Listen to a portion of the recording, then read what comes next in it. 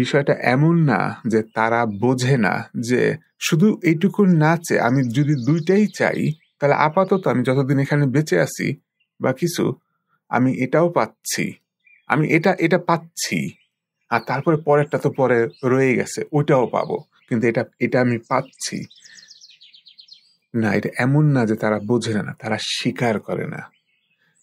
প্রিয় ভাই বোনেরা, আজকে আমরা 4 নম্বর সূরার 134 নম্বর আয়াত দেখব ইনশাআল্লাহ। দেখেন এখানে আল্লাহ কি সুন্দর শিক্ষা দিচ্ছেন যদি একটু উপলব্ধি করতে চেষ্টা করি। আল্লাহ বলতেছেন যারা নাকি শুধু পৃথিবীতে পেতে চায়, পুরস্কার লাভ করতে চায়, শুধু পার্থিবমুখী, আল্লাহ স্মরণ করায় দিচ্ছেন যে তাদের কেন খেয়াল থাকে না, তাদের কেন মনে থাকে না যে আল্লাহ তো আল্লাহর কাছে তো দুই জায়গারই পুরস্কার আছে। আল্লাহর কাছে পৃথিবীরও কল্যাণ, পুরস্কার, উপহার পৃথিবীর সম্বন্ধে আল্লাহর কাছে আছে। আল্লাহর কাছে তো পরকালের পুরস্কারও আছে। কি কি কি কি শিক্ষা আমরা এখান থেকে নিতে পারি ভেবে দেখেন। কত সুন্দর কথা ভাই বোনেরা, দেখেন কত সুন্দর কথা। যারা নাকি শুধু পৃথিবীতে পেতে চাচ্ছে, তারা কি আল্লাহকে চিনতে পারছে? তারা কি অ্যাকচুয়ালি ভেবে, আমরা ভাই বোন, আমরা ঠিক আছে, তারা না, আমরা যারা নাকি দাবি করি বিশ্বাসী, আমরা কি আল্লাহকে অ্যাকচুয়ালি চিনতে পারছি? নাকি আমরাও শুধু পৃথিবী, শুধু আজকে এখন কিভাবে একটু বেশি পাওয়া যাবে, একটু একটু সুবিধা হবে, একটু একটু আরাম পাবো, একটু লাভ হবে, একটু এখন এখন এখন এখন এখন এখন করতেছি কেন? আল্লাহকে যদি চিনে থাকি, আল্লাহকে যদি ভাই বোনেরা যেভাবে দাবি করতেছি সেইভাবে যদি হয়েই থাকে, তাহলে আল্লাহ যে কথা স্মরণ করায় দিচ্ছেন এই কথা মনে থাকে না কেন? যে আল্লাহর কাছে দুই জায়গারই উপহার আছে, ইহকালের এবং পরকালের। আমরা এত অধৈর্য কেন? জানতেছি, বুঝতেছি, প্রায় যেন মানতেওছি, কিন্তু আমলের বেলায়, কাজের বেলায় ওরকম দেখা যাচ্ছে না। কাজের বেলায় পুরা পার্থিব, পৃথিবীমুখী। পৃথিবীতে যদি স্বার্থ না হয়, পৃথিবীতে যদি সুবিধা না পাই, আর ভাল লাগতেছে না। কিন্তু আল্লাহর উপরে যদি সেইভাবে আস্থা রাখতে পারতাম, আল্লাহকে যেভাবে বিশ্বাস করা দরকার, বিশ্বাস করা উচিত, সেই জায়গাটায় যদি যেতে পারতাম, যদি কাছাকাছিও যেতে পারতাম, তাহলে কিন্তু জানতাম, তাহলে কিন্তু ধৈর্য ধরতে, সবুর করতে, আল্লাহর পরিকল্পনায় আস্থা রাখতে, আল্লাহর উপরে বিশ্বাস স্থাপন করতে, সেইভাবে বিশ্বাসের মতন করে বিশ্বাস স্থাপন করতে অসুবিধা হতো না।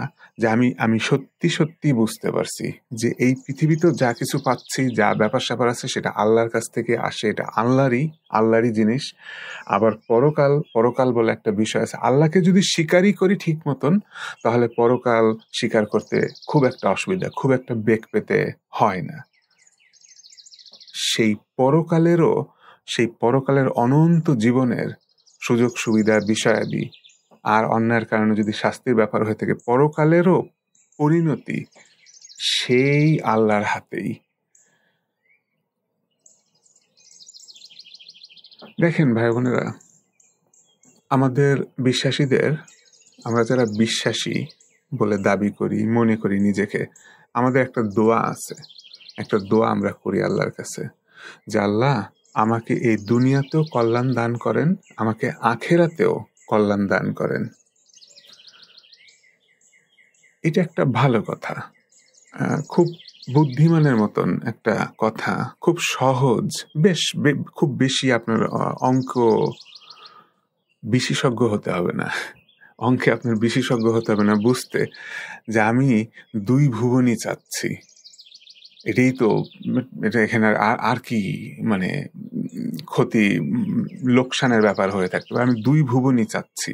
ঠিক আছে, খেয়াল করেন, আমরা এরকম একটা দোয়া করতেছি, আমরা 2 জায়গায় চাচ্ছি। আর এই আয়াতে, আমাদের আজকের উল্লেখ করা এই আয়াতে আল্লাহ এমন একটা জিনিস বলতেছেন, আমরাও জানি, আল্লাহ বলে দিচ্ছেন। কিন্তু একটা দল আছে, একদল মানুষ আছে যারা শুধু ইচ্ছা করে দুনিয়ায় তাদের কল্যাণ হোক, শুধু দুনিয়া চাচ্ছে। তাহলে একটু আগে আমি যে সহজ অঙ্কের কথা বললাম, যে 2 জায়গায় যে চাবে, সহজ হিসাব, ভালো, সে এখানেও পেলো ওখানেও পেলো।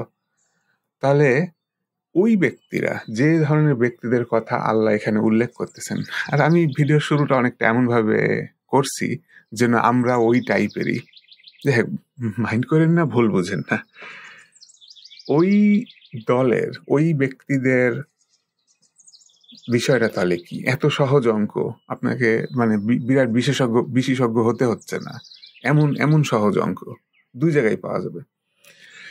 না ভাই বোনেরা, তাদের জন্য এটা সহজ অঙ্ক না, খুব কঠিন অঙ্ক। কিভাবে জানেন? খুব আফসোস, কিন্তু কিভাবে জানেন? বিষয়টা এমন না যে তারা বোঝে না, বিষয়টা এমন না যে তারা বোঝে না যে আমি যদি 2 জায়গা চাই তাহলে আমি 2 জায়গায় পাচ্ছি, ইহকালও পাচ্ছি, পরকালও পাচ্ছি। এটা এমন না যে তারা বোঝে না। আফসোস, এটা এমন, তারা স্বীকার করে না। প্রিয় ভাই বোনেরা, দেখেন আয়াতের ভিতরে আল্লাহ এমনটা বলতেছেন না যে তারা দোয়া করে। আমি যতটুকুন বুঝতে পারছি, কোরআনের আরো 2-1 জায়গায় এই টাইপের কথা আছে। আমি যতটুকুন শিখতে পারছি, যতটুকুন মনে পড়ে, প্রিয় ভাই বোনেরা ভুল ত্রুটি হলে একটু ধরায় দিবেন ইনশাল্লাহ। আমি যতটুকুন মনে করতে পারতেছি, আল্লাহ এমনটা বলতেছেন না যে তারা দোয়া করে আল্লাহর কাছে, তারা আল্লাহর কাছে দোয়া করে যে আমাকে শুধু ইহকালে আল্লাহ আপনি দেন। দোয়াটা এমন না। আল্লাহ মনে হয় এমনটা শিক্ষাটা দিচ্ছেন যে তারা ইচ্ছা করে, কামনা করে, মানে এটা তাদের মনের একটা কামনা বাসনা, মনের ইচ্ছা, চায় তারা। কিন্তু এমন না যে তারা আল্লাহর কাছে চায়, আল্লাহর কাছে চায় না, তারা চায়, তাদের ইচ্ছা।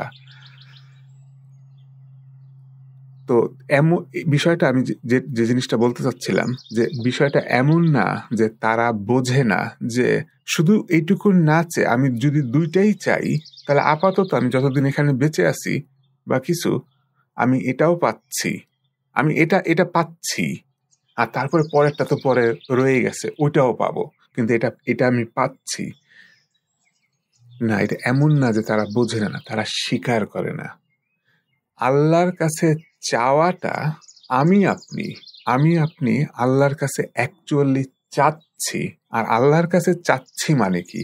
আল্লাহকে স্বীকারোক্তি দেওয়া হয়ে গেছে, সম্পূর্ণ স্বীকারোক্তি, সম্পূর্ণ ঈমান, আল্লাহতে বিশ্বাস করা হইছে দেখে আল্লাহ বলে একজন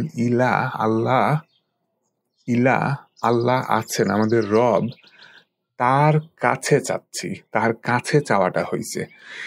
এই স্বীকারোক্তির জন্য আপনি এখানেও ভালো থাকতেছেন, ইহকালও পাচ্ছেন, আপনি পরকাল ওখানেও পাচ্ছেন, স্বীকারোক্তির জন্য।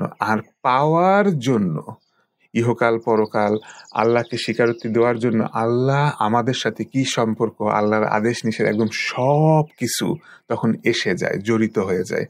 এই আমরা যারা স্বীকার করতে চাচ্ছি তাদের জীবনে, তাদের বিষয় দিতে, ওইখানে পার্থক্যটা ঘটতেছে, ওই জায়গাটায় পার্থক্যটা এসে যায়। তাই জন্য এটা অঙ্কের সমস্যা না যে তারা বোঝে না, নাকি 2টাই পেতে পারতো। আর বিশ্বাসীরা কি এক বুদ্ধিমানের মতন কাজ করতেছে, যেন যে তারা আল্লাহর কাছে সেবা চাচ্ছে। আসলে না, বুদ্ধিমানের কাজ চাওয়া চুই না, আল্লাহকে স্বীকার করাটা হয়ে গেছে বুদ্ধিমানের কাজ। মাশাআল্লাহ, আলহামদুলিল্লাহ, আলহামদুলিল্লাহ। তো ভাই বোনেরা, দেখেন আল্লাহ কিভাবে করে যিনি স্মরণ করা দেয় যে ওরা যদি বুঝতো তাহলে শুধু পার্থিব মুখী হতো না, শুধু পৃথিবীতে এত অল্প পাওয়াতে হয়ে যেত না। ওরা তাহলে জানতে পারতো, ওরা বুঝতো, ওরা উপলব্ধি করতে পারতো আল্লাহ বলতেছেন যে আমার কাছে যে দুই জায়গারই কল্যাণ, দুই জায়গারই পুরস্কার, উপহার, সমস্ত বিষয়াদি দুই জায়গারই মালিক আমি, আমার কাছে আছে। তো ভাই বোনেরা, ইনশাআল্লাহ, জানি না কি দেখি বললাম, আপনারা ভেবে দেখবেন, স্মরণ করা দেওয়ার জন্য আয়াত উল্লেখ করা। ইনশাআল্লাহ আমার মনে হয় একটু গভীরভাবে ভাবনা চিন্তা দিতে গেলে, আরো খোলাসা হলে বুঝতে, ভাবতে, উপলব্ধি করতে, সেই অনুযায়ী আমল করতে, মনের ভিতর থেকে ইমানের দৃঢ়তা, আরো আরো ইমান বাড়তে, আমরা আল্লাহকে ইচ্ছা দেখালে ইনশাআল্লাহ আল্লাহ আরো সেইভাবে করে হিদায়াত, বিশ্বাসের ব্যবস্থা, দৃঢ়তা আরো দিবেন ইনশাআল্লাহ। প্রিয় ভাই বোনেরা, আপনারা সবাই ভালো থাকবেন ইনশাআল্লাহ।